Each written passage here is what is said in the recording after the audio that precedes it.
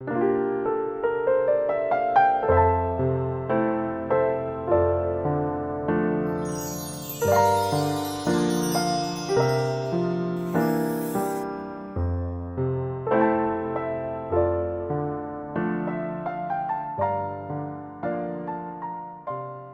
1장 14절에서 2장 3절 말씀을 교독합니다.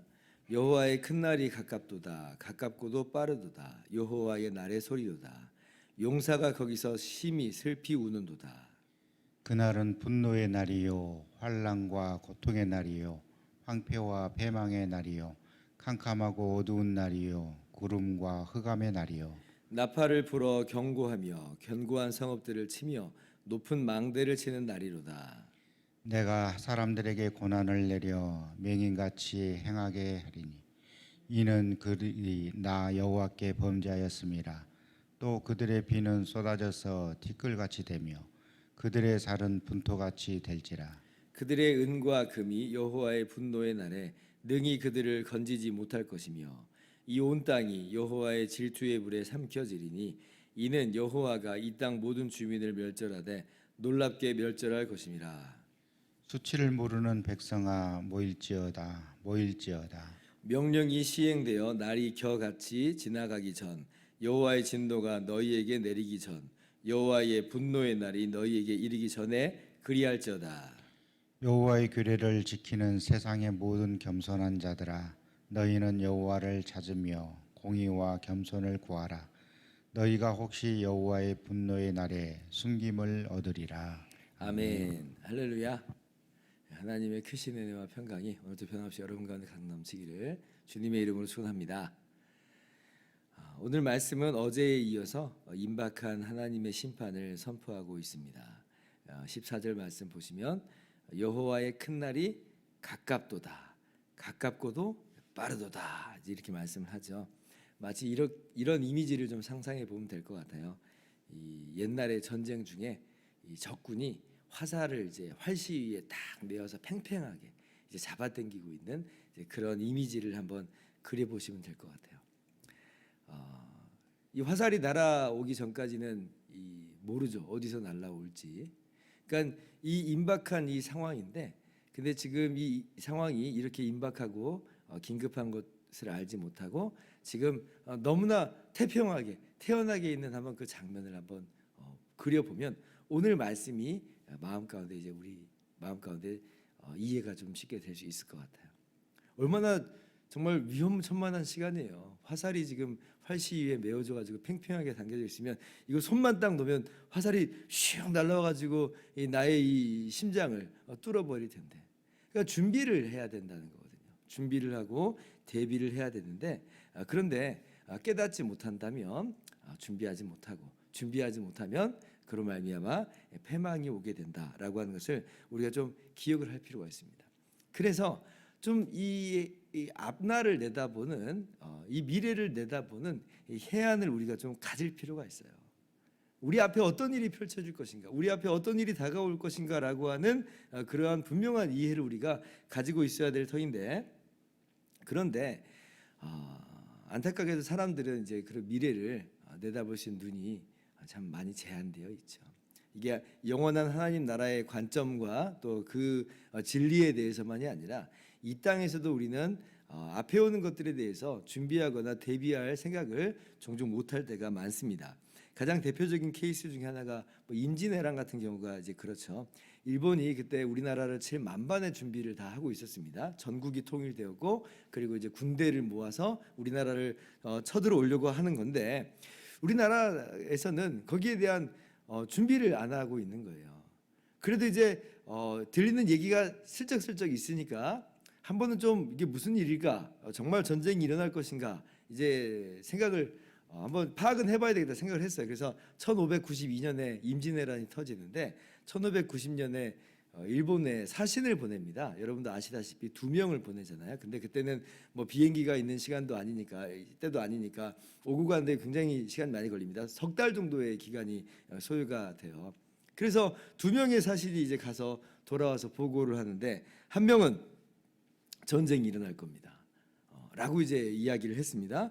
그런데 또 다른 한 명은 아니 전쟁 일어나지 않습니다. 그런 낌새가 없었습니다. 이제 이렇게 보고가 올라오는 거예요. 그 당시에 이제 율곡 이이 같은 사람은 10만 양병설 같은 이야기를 하면서 우리가 지금 태평한 시대를 살다 보니까 너무나 해이해졌다. 군대를 양성해야 된다. 국방을 강화시켜야 된다 했는데 그 당시에 붕당 정치가 너무 심했어요. 서로 내 편과 네 편 이렇게 나눠주면서 갈등과 싸움 속에서 다른 쪽의 말은 들은 채도 안 하는 거예요. 그러니까 이쪽에서 전쟁이 일어날 겁니다 하니까 이쪽에서는 당연히 아니다라고 이제 얘기를 하는 거예요. 갈라져 있으니까. 물론 이제 나중에 변명하기는 민심이 동요되는 것을 막기 위해서 뭐 그렇게 이야기했다라고 합니다. 뭐 진실은 모르겠습니다만, 근데 아무튼 준비를 가로막은 그 보고가 된 것은 분명한 사실이에요. 그래서 준비를 못했습니다. 뭐 유성룡 같은 그런 인재가 그래도 나름대로 준비를 한다고 했지만, 근데 그 예상을 뛰어넘어 버렸죠. 일본의 군대가 쳐들어왔는데 무려 20만 이상의 군대가 쳐들어왔습니다. 조선은 그 당시에 그 정도의 군대를 막아낼 수 있는 국력이 없었던 거예요. 그리고 최신식 무기인 조총으로 무장하고 왔으니 그걸 어떻게 막아낼 수 있어요? 속수무책으로 뚫려 버렸어요. 그래서 한양도 다 점령이 되고 임금은 의주로 피신을 가야만 하는 그런 일을 우리가 우리나라 역사 속에서 보고 있어요. 그러니까 우리가 임박한 것들, 우리 앞에 놓여져 있는 것들, 다가온 것들에 대해서 우리가 보는 눈이 없다. 근데 이 땅에서의 삶은 그나마 양반이에요. 문제는 우리가 그 영원한 하나님의 나라를 볼 수 있는 눈이 가려져 있다는 겁니다. 임박한 여호와의 날이 우리 가운데 머지않아 찾아올 것인데, 그런데 여기에 대해서는 아무런 생각이 없는 거예요. 준비를 안 하고 있어요. 방패를 들고 있든지 뭘 하든지 해야 되는데 아무런 준비 없이 그냥 이러고 있다가 맞이하는 그런 상황이 될 텐데, 그때는 얼마나 되돌이킬 수 없는 그런 큰 슬픔이 있을 것인지. 그래서 용사가 운다 그러죠. 14절 하반절 보면 용사가 거기서 심히 슬피 우는도다. 이 여호와의 날이 얼마나 크고 얼마나 두려운지 용사가 울어요. 용사의 이미지는 우는 이미지하고는 어울리지 않습니다. 용사는 힘이 있고 용감하고 승리를 쟁취하고 싸우고 이런 이미지거든요. 그런데 용사가 운다라고 하는 것은 이건 속수무책이라고 하는 거예요. 이건 어떻게 할 수가 없다는 겁니다. 다 망해버렸다는 거예요. 그래서 용사가 운다. 그날이 얼마나 분노의 날이고 혼란과 고통의 날이고 황폐와 패망의 날인지. 여기서 그럼 가장 어리석은 사람은 어떤 사람일까? 임박한 여호와의 날 앞에서 은과 금을 쌓느라고 정신 팔려 있는 사람이 가장 어리석은 사람이죠. 그때 이 은과 금이 이 여호와의 날에 무슨 도움이 되고 무슨 의미가 있겠는가? 지금 약탈꾼들이 쳐들어오는데 은과 금이 지금 무슨 의미가 있겠어요? 쳐들어오기 전까지는 이 은과 금이 나를 지탱해 주는 것 같고 나를 보호해 주는 것 같고 나에게 힘이 되는 것 같아 보이지만, 약탈꾼들한테는 먹잇감이죠. 먹잇감에 불과해요. 은과 금이 그를 전혀 도와줄 수 없다라고 하는 겁니다. 나중에 이제 실제로 이 요시야가 죽은 이후에 23년 후에 유다가 패망했다고 했잖아요. 바벨론에 의해서 패망할 때 이 유력한 사람들, 아주 고귀한 사람들은 죽이거나 아니 포로로 끌고 가거나 그렇습니다. 그리고 오히려 예루살렘에 남겨진 사람들은 신분이 천하고 가난한 사람들, 그런 사람들만 남겨두었죠. 그러니까 은과 금이 그들을 전혀 도울 수 없다는 것을 그 사건 속에서 단적으로 우리가 알 수가 있는 것이에요. 그래서 이 임박한 여호와의 날에 가장 어리석은 사람은 은과 금을 이 땅에 쌓아놓고 살아간 사람들이다. 우리가 조금 더 생각을 해봐야 됩니다. 이 은과 금은 우리가 죽을 때도 가져가지 못하는 거예요. 그것만 봐도 이 은과 금이 나의 영혼을 살려줄 수 없구나라고 하는 걸 우리가 깨달아야 됩니다. 시편 49편 6절 이하는 5절 이하는 그렇게 말씀하죠. 자기의 재물을 의지하고 자랑하는 자는 아무도 자기 형제를 구원하지 못하며 그를 위한 속전을 여호와께 바치지도 못할 것은 그들의 생명을 속량하는 값이 너무 엄청나서 영원히 마련하지 못할 것입니다. 은과 금으로는 준비가 안 된다라고 하는 겁니다. 나에게도 준비 안 되고 다른 사람에게도 준비 안 되고 이걸로는 준비할 수 없다라고 하는 걸 꼭 깨닫기를 바랍니다. 그러면 무엇으로 준비를 해야 되는가라고 할 때에 그 내용을 오늘 2장 1절부터 3절까지가 말씀하고 있죠. 3절 말씀 같이 한번 읽어볼까요? 시작. 여호와의 규례를 지키는 세상의 모든 겸손한 자들아, 너희는 여호와를 찾으며 공의와 겸손을 구하라. 그리하면 혹시 여호와의 분노의 날에 숨김을 얻으리라. 혹시 여호와의 이 분노의 날에 숨김을 얻는 그런 길이 있는데 지금 스바냐 선지자가 무엇을 이야기하고 있어요? 첫째, 여호와를 찾으라. 둘째, 공의를 구하라. 셋째, 겸손을 구하라. 이 임박한 이 여호와의 날에서 우리가 숨김을 받기 위해서는 여호와를 찾아야 됩니다. 너희는 여호와를 찾으라. 너희는 여호와를 만난 때에 찾으라. 가까이 계실 때에 그를 부르라. 그리하면 하나님이 긍휼히 여겨 주시리라. 이사야 선지자도 동일한 말씀을 우리에게 이야기했었죠. 그래서 우리가 여호와 하나님을 찾아야 됩니다. 여호와 하나님을 찾는 것은 두 가지를 기억을 해야 되는데, 하나는 그 이전에 내가 그럼 어떠한 삶을 살았는지를 기억해야 됩니다. 하나는 여호와 하나님을 버렸죠. 버렸으니까 찾는 거예요. 하나님께서 함께 하시고 하나님과 동행하는 사람은 주님과 동행하라, 이렇게 얘기를 하겠죠. 근데 여호와를 찾으라라고 하는 건 잃어버렸다는 거잖아요. 버렸다는 거예요. 하나님을 떠나버렸다는 거예요. 여호와를 찾으라라고 하는 것은 하나님을 다시 모시고 또 하나님 앞에 가까이 나아가고 하는 것을 말해요. 동시에 그것은 뭘 의미하냐면, 그러면 하나님을 버렸으면 그럼 나는 뭘 갖고 있었는가? 그동안 우상을 갖고 있었죠. 우상을 갖고 있었어요.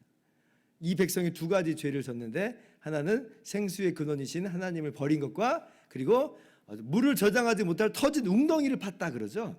그러니까 우리는 하나님을 떠나 있으면 다른 뭔가를 갖고 있는 거예요. 우상이죠, 우상. 어저께도 말씀드렸다시피. 그래서 하나님을 찾는다라고 하는 것은 우리가 떠났던 하나님을 회개하면서 나아간 것을 의미하면서 동시에 내 안에 있는 우상들을 다 버리고 그리고 하나님께 나아간다라고 하는 것을 우리가 알아야 됩니다. 그렇게 여호와 하나님을 찾기를 바랍니다. 두 번째는 공의를 구하라 그랬죠. 공의를 구하라.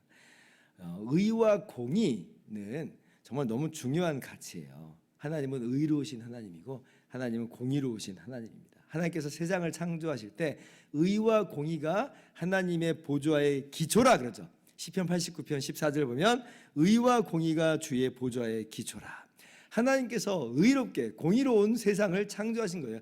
근데 이제 우리가 우리의 눈으로 그렇게 언뜻 그렇게 안 보이는 이유 중에 하나는 이 죄로 인해서 타락하고 부패해버린 세상이 됐기 때문에 그런 거지, 원래는 의롭고 공의롭고 거룩한 세상입니다. 그럼 우리가 이 땅 가운데 살아갈 때에 구원받은 우리가 이 땅 가운데 마땅히 살아가는 삶의 모습은 뭐였냐면 바로 의와 공의, 하나님의 성품을 따라서 의와 공의의 삶을 사는 거예요. 우리가 이 기독교의 가장 핵심적인 가치는 사랑이니까 사랑의 삶을 살자, 너무 중요하고 너무나 맞아요. 그게 정말 최고의 가치가 맞습니다. 그런데 그거가 동시에 우리가 잊지 말아야 될 건 의롭고 공의로운 삶이에요. 의가 없는 사랑이라고 하는 건 그거는 괴물이 될 수가 있어요. 삐뚤어진 사랑도 사랑 아니에요? 사랑이잖아요. 사랑이라는 이름에 모든 게 용납된다라고 한다면 그런 것들도 그냥 괜찮아 돼버릴 수가 있단 말이에요. 그래서 우리는 의와 공의를 아울러 함께 우리 마음 가운데 새기면서 그렇게 우리 삶 속에서 의와 공의를 행해야 되겠습니다. 당시의 이 시대상은 이 사람들이 유전무죄, 무전유죄, 오늘날도 마찬가지입니다만 그런 세상이었어요. 돈이 있고 권력이 있는 사람한테는 법정에서도 심지어는 그냥 이 사람은 괜찮고, 가난하고 천한 사람은 이 사람은 돈이 없으니까 그 사람에게는 오히려 이 판결이 어긋나게 나가고, 이런 일들이 비일비재했거든요. 우리 삶 속에서 의와 공의를 우리가 잊지 말고 구하는, 찾는 우리 모두가 될 수 있기를 바랍니다. 세 번째 마지막으로 겸손을 구하라 그러죠. 겸손을 구하라. 겸손이라고 하는 것은 제가 저번에도 말씀드렸다시피 겸손한 척하는 게 아닙니다. 정말 겸손한 거예요. 내가 정말 너무 죄인입니다. 주님, 나를 불쌍히 여겨주십시오. 나의 힘으로는, 나의 능력으로는 내가 구원할 수 없음을 나는 고백할 수밖에 없습니다. 그래서 나는 오직 하나님만을 의지합니다. 정말 주님만을 붙잡습니다. 라고 나를 불쌍히 여겨주십시오. 라고 하나님만 의지하는 것이 바로 겸손입니다. 하나님은 교만한 자를 꺾으십니다. 겸손한 자를 찾으세요. 우리가 얼마 전에 잠언 말씀을 읽었는데 잠언 말씀의 주요 주제 중에 하나가 뭐냐면 교만은 패망의 선봉이라는 거죠.